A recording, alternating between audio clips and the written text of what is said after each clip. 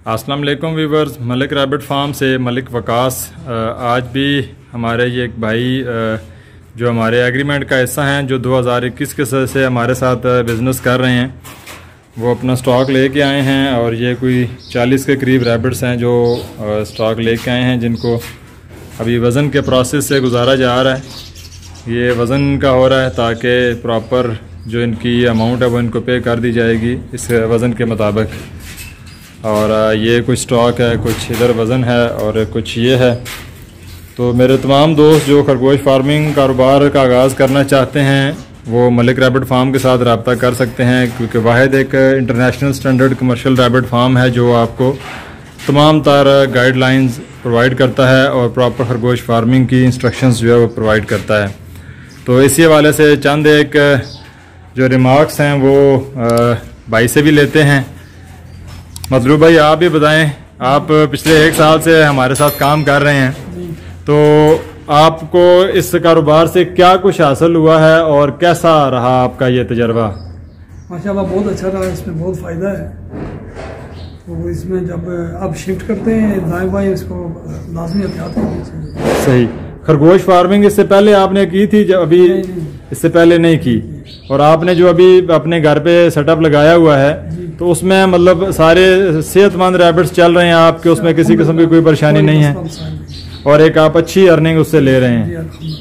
तो बाकी तमाम दोस्त भी, ये मतलूब साहब हैं मरी से और इन्होंने हमारे साथ तकरीबन 1 साल पहले एग्रीमेंट किया था और उसके तहत जो है वो ये आज खरगोश हमें देने के लिए आए हैं। और इनका कुछ रैबिट्स रास्ते में एक्सपायर हुए हैं जो गर्मी की वजह से। तो मेरे वो तमाम दोस्त जो ऑलरेडी ट्रांसपोर्टेशन के अंदर रैबिट को लेके जा रहे हैं, उनके लिए ये एक सबक आमोज़ वीडियो भी है कि आप लोग खुदारा जिस तरह भी अपने खरगोशों को ट्रैवल करवाएं, उनके टेम्परेचर को आप लाजमी तौर पे मेंटेन करें।